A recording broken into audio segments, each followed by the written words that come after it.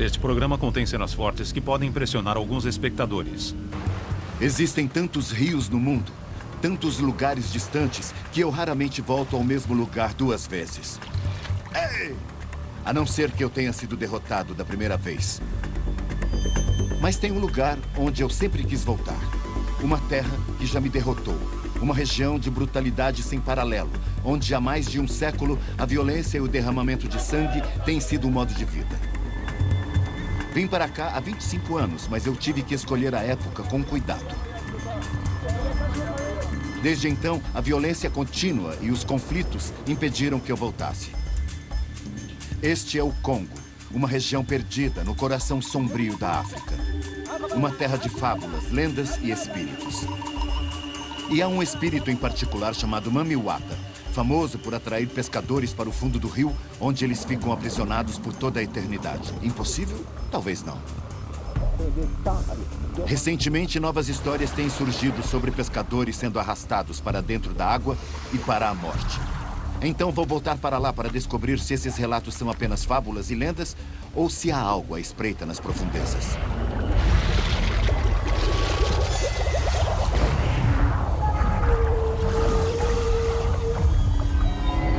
Monstros do Rio. Assassino do Congo.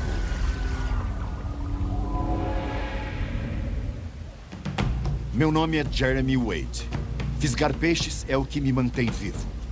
Mas alguns momentos nos quais eu me senti mais vivo foram aqueles em que eu cheguei mais perto da morte. Só quando realmente me ponham à prova é que sinto que consegui alguma coisa. E para fazer isso eu viajo grandes distâncias, colocando minha própria segurança em risco para descobrir a verdade sobre o que se esconde nos rios do mundo. Estou me dirigindo ao Congo, um dos poucos lugares na Terra que ainda podem realmente colocar um pescador à prova. O Congo fica situado no coração tropical da África. Este lugar é visto como um dos mais violentos do planeta. Meu plano é subir o rio Congo até o interior deste vasto continente e capturar um monstro.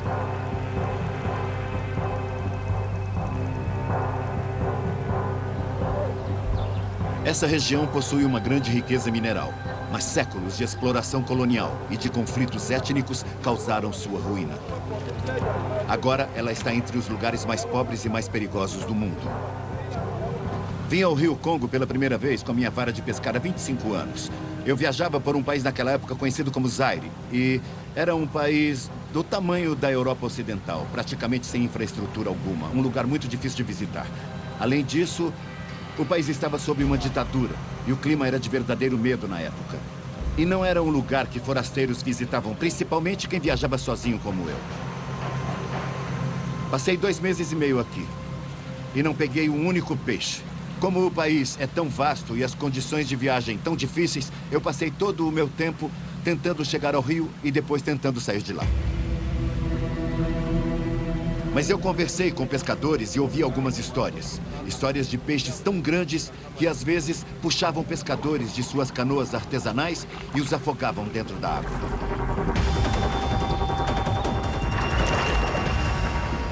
Eu estava indo embora, viajando numa grande barcaça.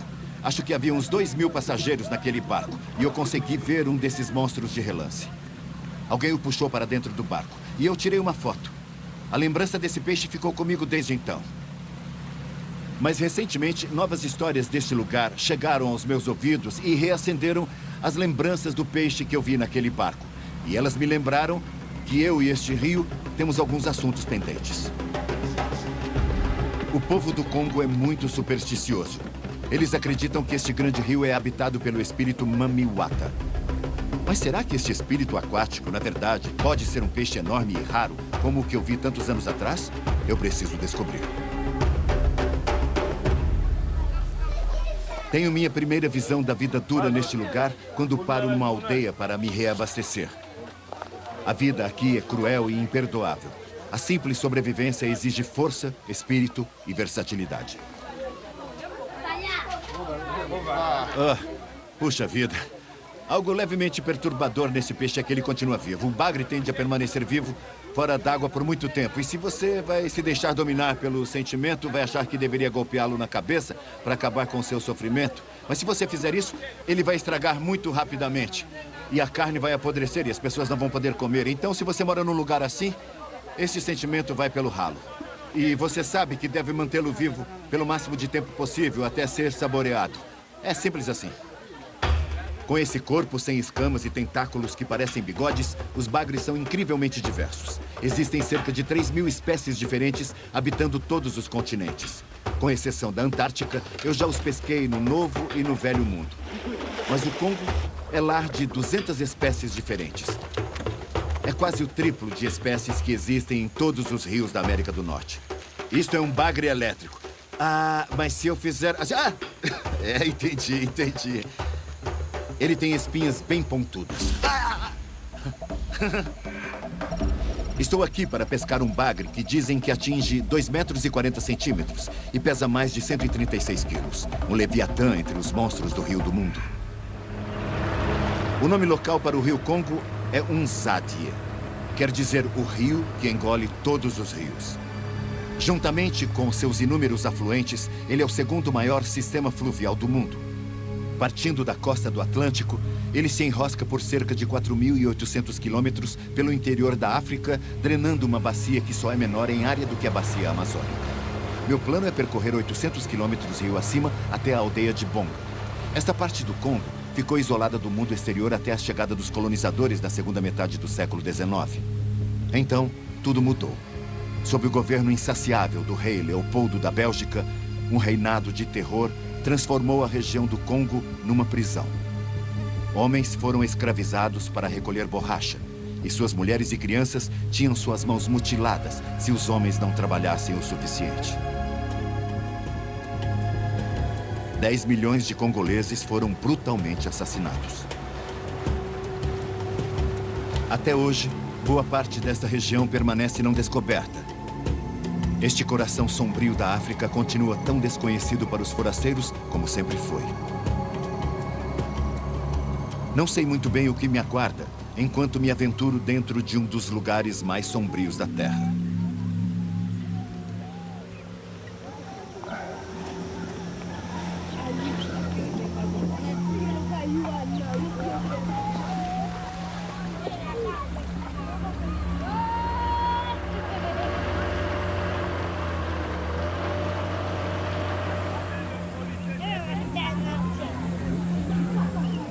O rio Congo é o sangue desta região. Aldeias se agarram às suas margens. Ele fornece um meio de transporte vital e é uma fonte essencial de alimento. Conforme me aventuro mais para o norte, percebo que pouca coisa mudou nos últimos 25 anos. Estou aproveitando o tempo ao máximo. E ainda tenho 320 quilômetros a percorrer antes de chegar ao lugar onde vi aquele peixe gigante. Enquanto mais um dia se aproxima do fim, estou ficando angustiado para ver que peixes estão no rio. Mas não tenho isca, até que o barqueiro sugere uma solução local. Sabão. Qualquer sabão velho serve, sabe? Não é apenas aquele sabão tradicional feito de gordura animal, mas, sabe, qualquer sabão antisséptico você escolhe e o peixe vai morder. E uma vantagem é que vai liberar um ótimo rastro olfativo rio abaixo. Dizem que os bagres daqui estão entre os maiores de qualquer lugar do mundo. Eu me preparo num pedaço tranquilo da extremidade da correnteza. O rio é como uma esteira rolante. Se você se posicionar no lugar certo, ele traz comida até você. E esse é o tipo de lugar onde tudo se acalma e os peixes se reúnem. Mas conforme as horas passam, a única coisa que está mordendo são os mosquitos.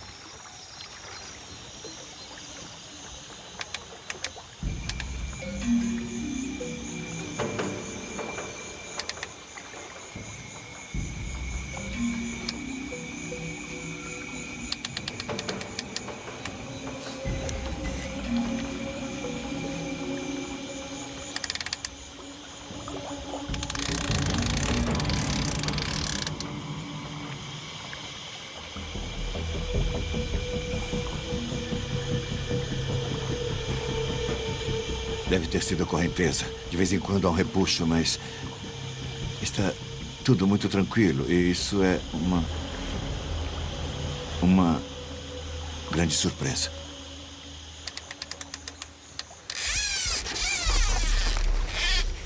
Fisgou!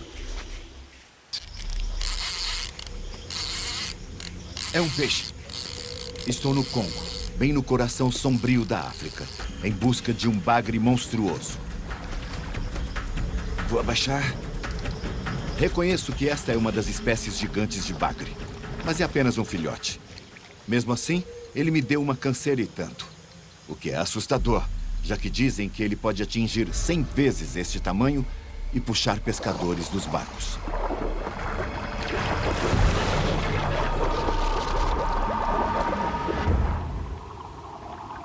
Sei de bagres amazônicos grandes o suficiente para engolir pessoas inteiras. Então não há motivos para este rio não ser o lar de peixes com tamanho semelhante. Para minha sorte, praticamente não existe pesca comercial aqui. Ao contrário do rio Amazonas, onde existem grandes frotas de pesca comercial que extraem toneladas de peixes todos os dias. Então, se há um rio no mundo onde você possa esperar encontrar um verdadeiro monstro, à espreita, escondido nas profundezas, é este aqui.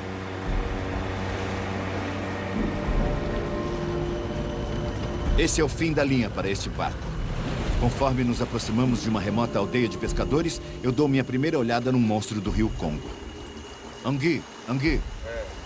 Dizem que é uma enguia. Eu estou acostumado com enguias redondas assim, com 46 a 60 centímetros. Essas criaturas são da grossura de uma perna. E talvez tenham 1,20 m, 1,50 m. Vamos ver se podemos tirar uma daí e olhar melhor. São criaturas muito esquisitas.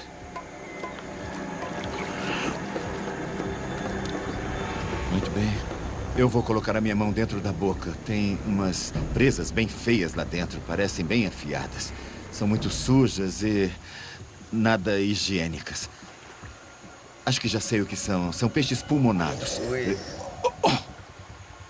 São chamados assim porque possuem uma bexiga de ar que é utilizada como um pulmão para que possam respirar fora da água. E este é um peixe que pode se enfiar na terra e sobreviver nas secas. Eu acho que ele soltou um pouco de ar. Ele inspirou e depois ele soltou ar pelas guelras. Geralmente, olhos pequenos nos peixes significam que eles não utilizam muito a visão na caça aos alimentos. Eles provavelmente usam a vibração ou o cheiro na água mais do que a visão para encontrar comida. E os dentes não são muitos, então isso sugere que são onívoros. Essa boca, para mim, parece que engole peixe. Acho que, como muitos peixes por aqui, ele é um oportunista. Ele engole qualquer coisa que apareça em seu caminho. Mas chamam isso de enguia. E devo confessar que é a enguia mais impressionante que eu já vi. Os peixes pulmonados são criaturas antigas que se alimentam de qualquer animal que caminhe pela terra. Quando olho para uma fera destas, a Mami Wata não parece mais um produto da imaginação. Encontro uma grande canoa motorizada para me levar pelo trajeto restante da minha viagem até a aldeia de Bonga. Essa aldeia fica idealmente situada na confluência de dois rios, o Congo e o Sanga. Pela minha experiência, sei que este é o tipo de lugar onde peixes grandes se juntam para se alimentar de peixes pequenos. Após uma viagem de quase 480 quilômetros, estou de volta à região onde vi aquele bagre gigante tantos anos atrás. Também foi perto daqui que eu peguei malária. A doença transmitida por insetos que mata milhões de pessoas todos os anos. Lembranças daquela época começam a voltar. Conforme os parasitas da malária invadiam meu sangue, parecia que uma guerra estava sendo travada dentro do meu corpo.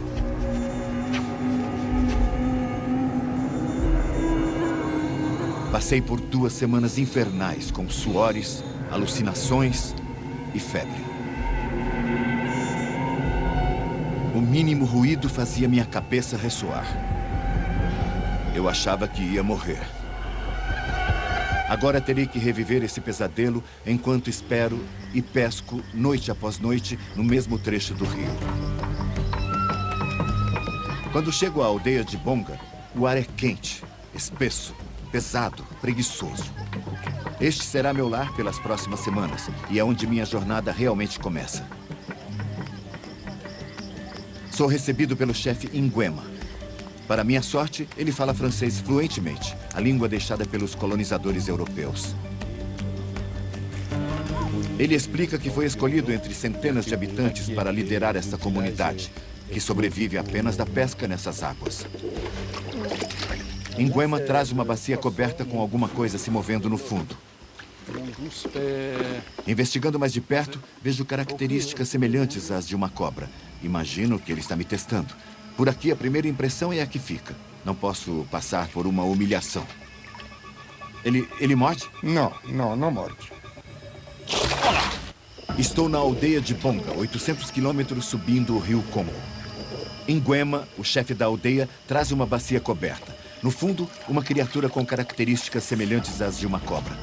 Não sei direito o que fazer e encaro como um teste.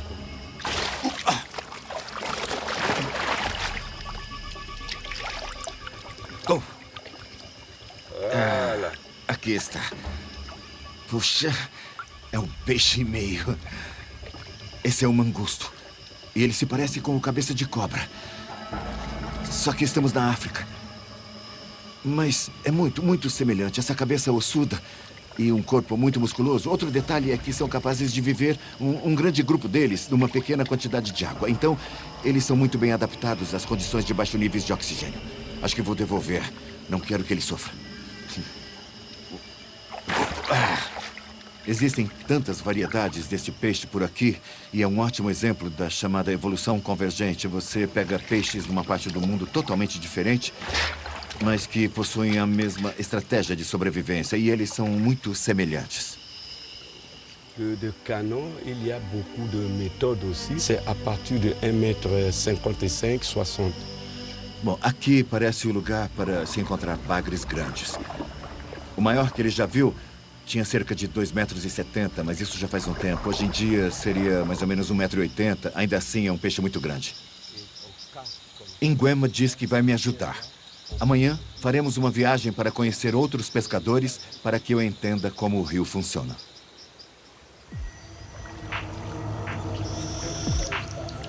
Com a permissão do chefe, montei um acampamento no antigo e deserto depósito de lenha. Os moradores anteriores sumiram durante a última guerra civil. Durante os últimos 100 anos, enquanto boa parte do mundo andava para frente, o Congo vem retornando à escuridão de uma era passada. Após uma história tão brutal, é normal que a violência gere violência. E não consigo deixar de sentir que o povo daqui deve nutrir sentimentos de antipatia contra a gente de fora. Minha chegada repentina ontem à noite surpreendeu muitos habitantes da aldeia. Mas sua principal preocupação esta manhã é o irmão do chefe, que não voltou de uma pescaria ontem à noite. 2 métodos de pescaria são praticados por aqui: pesca com rede e com linhas equipadas com múltiplos anzóis.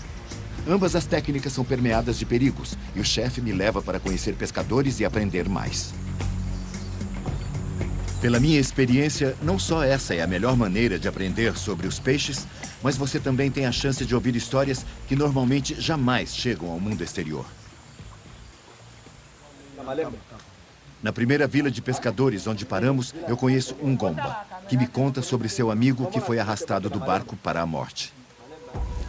Os detalhes dessa história são: um pescador desta região saiu uma manhã, como ele sempre fazia, para verificar suas linhas, mas não voltou.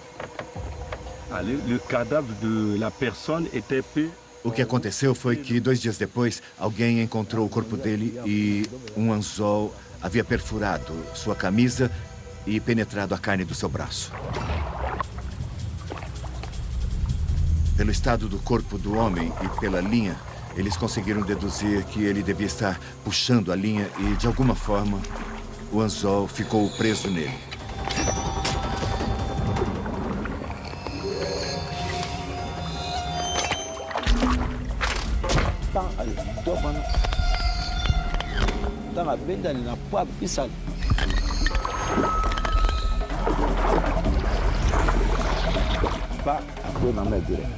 E ele foi puxado para dentro d'água.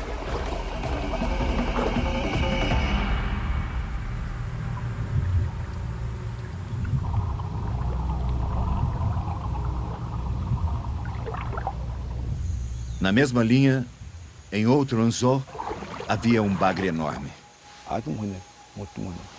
O tamanho do bagre, bom, ele mostrou que devia ser mais ou menos isso. Esse não é o comprimento do peixe, é apenas a largura da cabeça. Estamos falando de um peixe com mais de 45 quilos. Me pergunto o que o chefe pensa da minha missão para pegar um bagre monstruoso, principalmente sabendo desse incidente e do desaparecimento de seu irmão.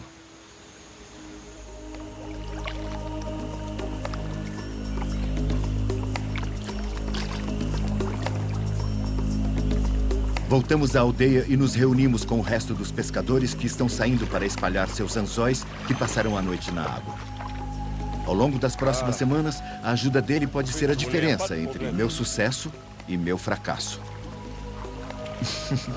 Tenho quase 100 anzóis com iscas de sabão, alguns com pedaços de caramujo. E isso é muito precário. Eu sou bem pesado comparado às pessoas daqui, mas nosso barco é muito instável. E a ideia de puxar um peixe grande num barco como este é interessante, para dizer o mínimo. O primeiro pezinho já desceu. Deve estar a 1,80 m de profundidade. Pelo jeito, o que vamos fazer agora é jogar a linha para o meio do rio com os anzóis intercalados e depois tem um pezinho no final para que fique no lugar.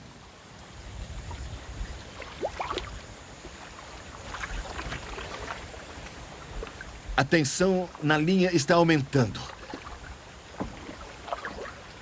Os anzóis passam voando por você enquanto você rema para o meio do rio. Ao experimentar esta técnica de pescaria, consigo entender a realidade daquela história do pescador que ficou com o anzol preso na perna enquanto puxava o peixe. A canoa é muito instável, os pés estão muito próximos dos rolos de linha, há dezenas de anzóis neste barco e você só precisa de um leve escorregão, uma leve perda de concentração e você cai na água e as consequências podem ser terríveis, podem ser fatais. Que je vous donne ça?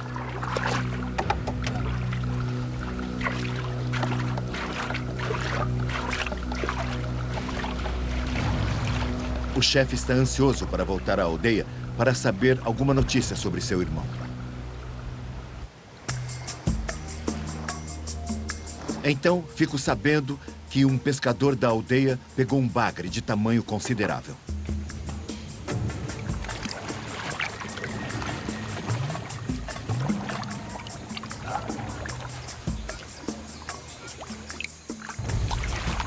Tudo bem?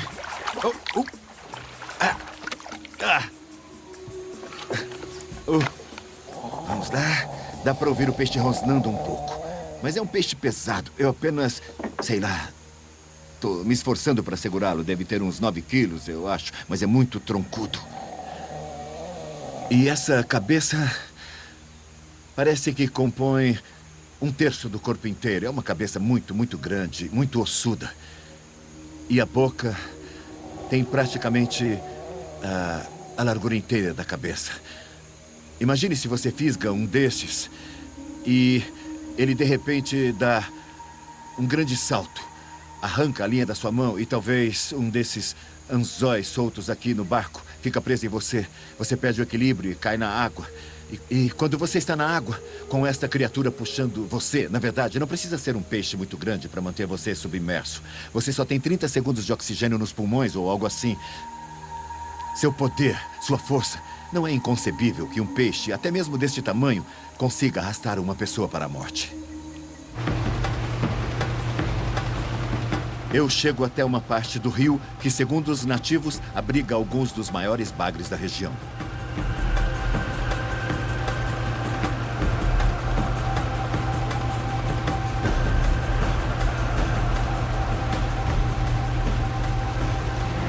Agora eu vou deixar o barco aqui e depois distribuir 2, talvez 3 varas. Então terei uma boa disposição para interceptar qualquer coisa que possa estar caçando.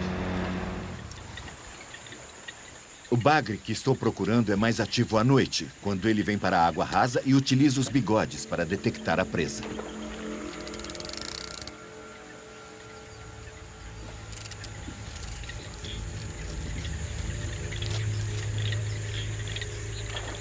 Ele é um dos principais predadores do Congo. Estou em posição, pouco antes do anoitecer, o que é bom.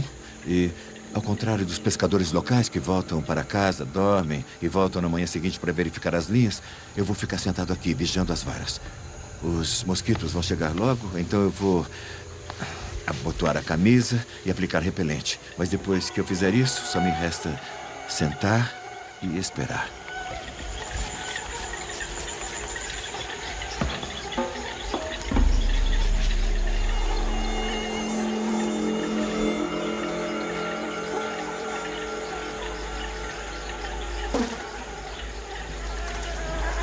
Por fim, após enfrentar levas e levas de mosquitos, sou obrigado a desistir e voltar para o acampamento.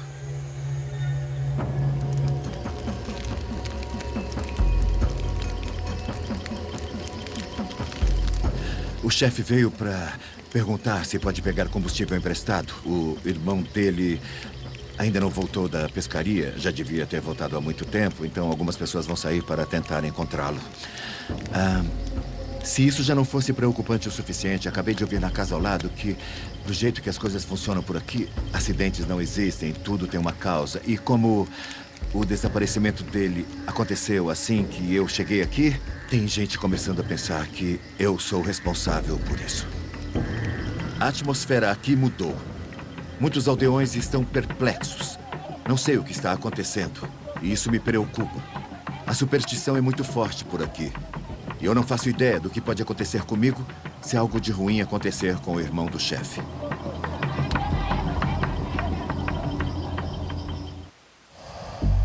Estou a 800 quilômetros subindo o rio Congo. E a frágil situação de paz na aldeia onde estou acampado foi perturbada pelo desaparecimento do irmão do chefe. Fiquei sabendo que alguns aldeões estão achando que minha chegada é a causa do desaparecimento dele. Enquanto espero notícias, sinto-me isolado, ansioso e vulnerável. Eu sabia que estava me dirigindo ao desconhecido quando comecei essa viagem. Mas isso foi algo que não previ.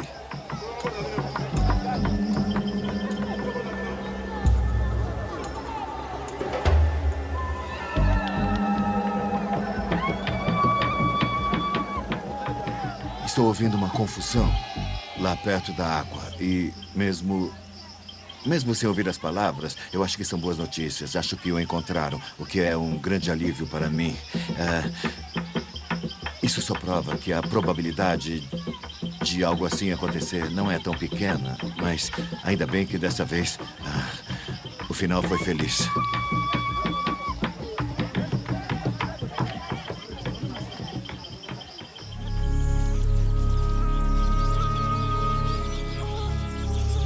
Na manhã seguinte, somente quando eu converso com um dos pescadores, fico sabendo da extensão do perigo que passei na noite passada. Se o irmão do chefe não tivesse voltado, alguns aldeões iam me matar a pedradas. As regras aqui são muito diferentes. Quando voltamos ao rio para verificar as linhas, tento deixar os eventos da noite passada para trás. É evidente que o chefe é fundamental para o meu sucesso aqui. Não apenas me ajudando com a pescaria, mas garantindo minha segurança, que é mais importante. Se alguma coisa acontecer com ele, enquanto estiver comigo, nem me atrevo a pensar nas consequências. De repente, sentimos a linha puxar. Il y a une poisson qui attire. É um peixe. Um peixe puxou a linha. Il a accroché sur... Bon, moi je veux... Sem hesitar, Nguema some dentro da água turva. E agora eu compreendo como nossas posturas em relação à pescaria são diferentes. Isso é real. Ele precisa alimentar a família.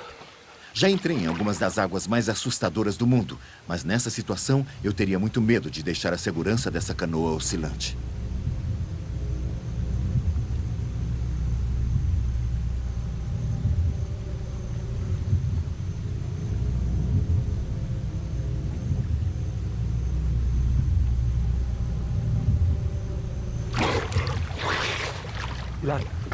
monsieur. Está preso lá embaixo. Com muita firmeza, tento agir normalmente e manter a calma. Mas é exatamente o cenário que eu temia. Um dos anzóis ficou preso nele. Agora, bom, eu não quero nem pensar no que teria acontecido se o anzol tivesse entrado até a farpa. Ele não teria voltado à superfície.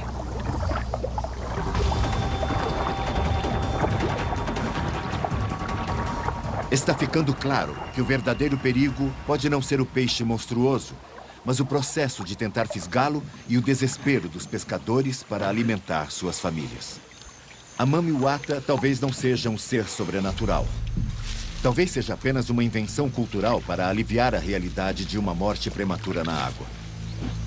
Soltamos a linha embaraçada com cuidado, porque ainda pode haver um peixe pendurado nela. É um processo lento puxar todos os anzóis para dentro. 5 anzóis, nenhum peixe fisgado. Todas as iscas sumiram. 6, 7, mais 1 e nada de peixe. 8, dá para ver os pedaços de caramujo subindo. Nada de peixe ainda. 9, anzol vazio. 10 anzóis nessa linha e nada de peixe. Continuamos do outro lado do rio, recolhendo as outras linhas. Mas o resultado final é o mesmo, todas as vezes. Nada para levar para casa, depois de tanto esforço. 66, 67, 68, 69, 70, 71, 72, 73, 74, 75, 76. 76 anzóis. Deve haver alguns no barco também. Mas 76 anzóis ficaram na água durante 15 horas ou algo assim. Viraram a noite. E não pegamos nenhum peixe.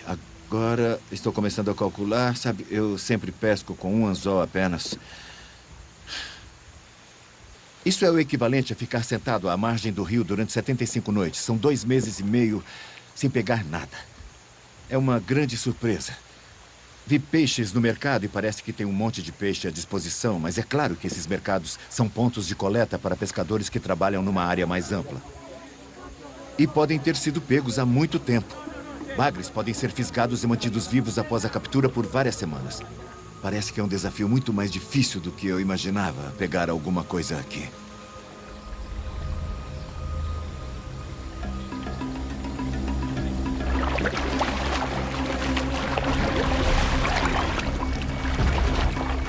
Recruto outros pescadores para ajudar e lançar mais linhas na água. Espalhamos iscas por lugares diferentes. E até agora nada. Ainda não peguei meu peixe premiado, mas muitos aldeões não pegaram nada também. Além dos grandes, eles precisam pegar os pequenos e quando se passam muitos dias sem pegar nada, é realmente muito ruim. É muito pior para eles do que para mim.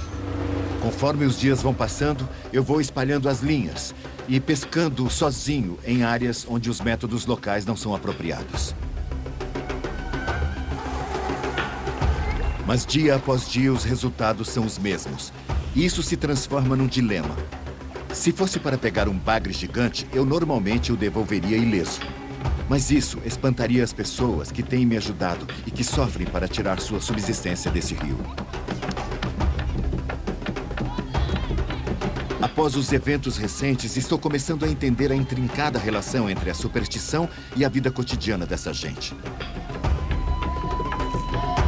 O que era uma simples missão para pegar um peixe assassino passou a uma questão de sobrevivência. Não só para os aldeões, mas para mim também, graças ao poder da superstição.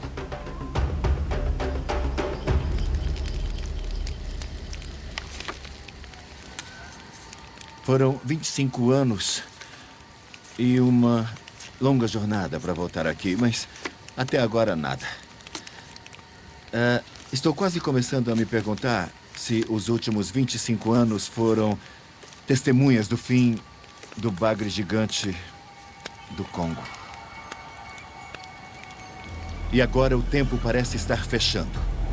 Se a estação chuvosa chegar mais cedo, o rio pode se tornar letal para os peixes. E os mosquitos transmissores da malária podem ficar insuportáveis.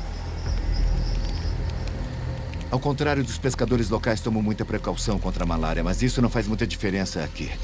Da última vez que eu estive aqui, eu fui picado tantas vezes que os parasitas dominaram minhas defesas. E agora eu estou pensando que sair para pescar toda noite, bom, pode ser um tanto arriscado. Mas por aqui se diz que, junto com as chuvas, chegam os bagres. Esta pode ser a virada que eu tanto queria.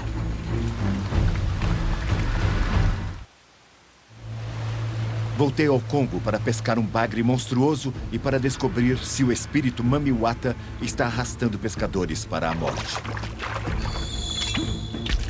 Mas estou começando a entender que a origem da Mamiwata pode não ser um espírito ou até mesmo um peixe, mas os métodos perigosos de pescaria utilizados por aqui.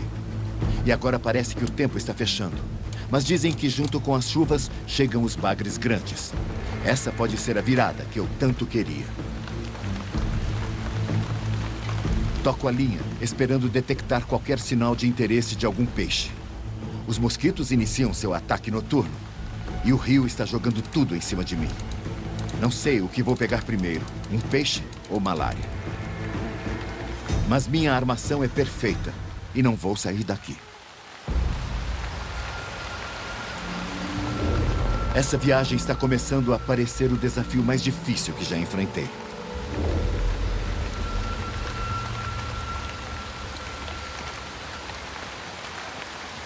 Esse é outro motivo para fazer as coisas como os nativos fazem. O tempo é muito imprevisível, a tempestade chegou de surpresa. E, sentado aqui, você começa a apreciar a maneira como pescam por aqui. Se você ficar vigiando as linhas desse jeito, você acaba ficando ensopado até os ossos. Ou então você pode ser destruído pelos mosquitos.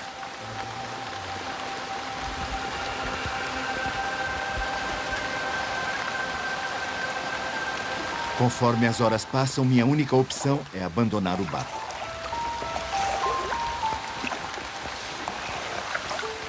E por fim, sou eu que preciso partir.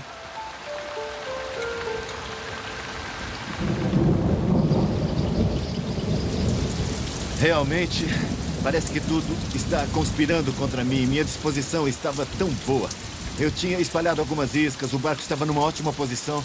E se algum peixe estivesse a fim de se alimentar, eu tinha a emboscada perfeita, sabe? E pouco antes do anoitecer, o sol se pôs, a escuridão me cercou, havia alguns trechos com chuva e, de repente, essa tempestade.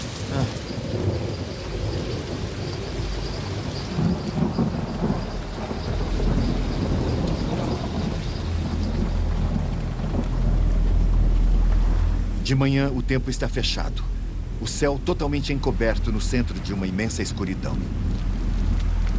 Não é sábio sair para pescar sozinho nessas condições. Quando a tempestade não dá sinal de diminuir, o chefe vem me buscar para ajudá-lo a recolher as linhas. Enquanto saímos, eu penso no pescador que foi arrastado para a morte por um bagre monstruoso que ele havia fisgado. Esse clima deixa tudo ainda mais perigoso. O rio violento lança quantidades imensas de detritos. A mistura de sabão e chuva pesada torna o barco incrivelmente escorregadio e move os anzóis e as linhas em volta dos meus pés. Isso vai testar tudo o que aprendi nesse meu curto período aqui. Mais uma vez, eu me pergunto se o chefe está me testando. E mais uma vez, eu não posso passar humilhação.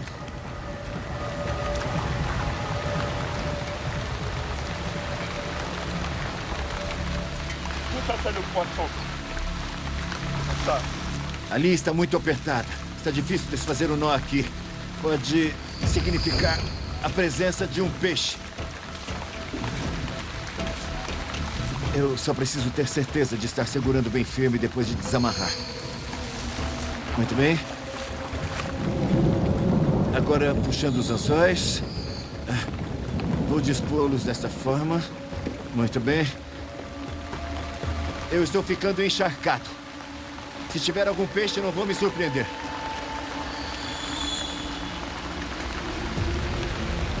Então, a oportunidade que eu estava esperando. É um peixe! É um peixe! É um peixe! É um peixe! É um peixe! Eu e o chefe saímos na tempestade para verificar as linhas. Mas valeu a pena, porque fisgamos um peixe. Mas preciso ter muito cuidado nesse tipo de clima. As histórias que eu vi passam pela minha mente. Ainda bem que o chefe está controlando o barco. Puxando devagar. Geralmente os pescadores fazem isso sozinhos.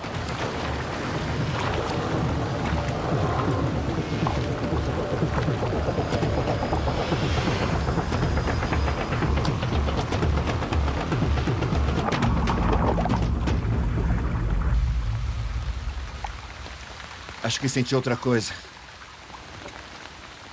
Tem alguma coisa se movendo lá embaixo. 2 peixes significam o dobro de força. Tá se debatendo, tá se debatendo. Preciso ter cuidado para não puxar a linha e lançar os anzóis no ar. Mas felizmente parece que eles já perderam boa parte da sua força lutando para se libertarem dos anzóis. Felizmente, esses peixes devem estar na linha já há um bom tempo. Vou colocar essa linha bem longe de mim. Estou sentindo alguma coisa puxando. Acho que tem alguma coisa puxando no fim dessa linha. E tem alguma coisa se debatendo, com certeza. Vou dar uma olhada nesse anzol.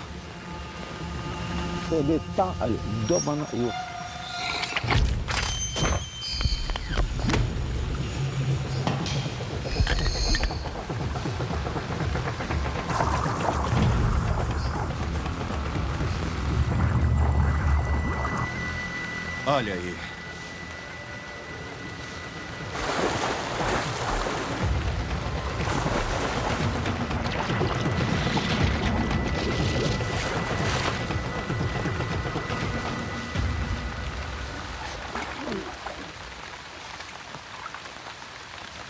Nossa, o que acham disso? O que acham disso?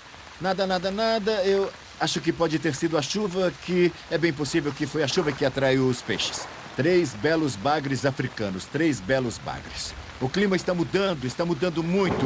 Está piorando. Eu vi até relâmpagos. Vou dar uma olhada nesses peixes, mas acho que a prioridade é voltar para a aldeia e dar uma olhada neles lá. Percebo que minhas prioridades mudaram. 25 anos atrás, eu deixei o Congo me sentindo traído por não ter fisgado um peixe grande. Voltei determinado a equilibrar o placar. Mas estou indo embora sentindo que aprendi uma lição com este grande rio e com o povo que luta por uma sobrevivência mínima nesta região tão violenta. Mais uma vez, não peguei o peixe grande. Talvez eles não existam mais aqui, mas descobri que os 3 peixes que peguei seriam mais do que capazes de puxar um pescador para dentro d'água se ele utilizar os perigosos métodos locais. Em vez de notas abstratas no meu caderninho, eu acabei entendendo como esses acidentes podem ter acontecido. Você está numa canoa estreita e oscilante, talvez haja ondas e ventos para complicar a situação. Tem um peixe no anzol, ele está puxando. E você perde a concentração por um momento, ou então acaba escorregando no momento que o peixe tenta fugir. O seu anzol está solto e sai voando facilmente pelo ar, atravessa sua mão, sua perna, e você cai na água. Na verdade, nessa situação, até um peixe desse tamanho... Bom, você não tem chance contra ele. Ele vai puxar você para baixo. Você não consegue lutar nem com um peixe desse tamanho. A história da Mami Wata atraindo pescadores para a morte é fantasia. Mas, no fim, é uma história que não pude desbancar, porque a verdade é tão apavorante quanto o mito. Para mim, o Mami Wata existe, não como espírito, mas como uma entidade criada pelas realidades da vida neste lugar. A necessidade de tirar alimento dia após dia deste rio hostil e misterioso.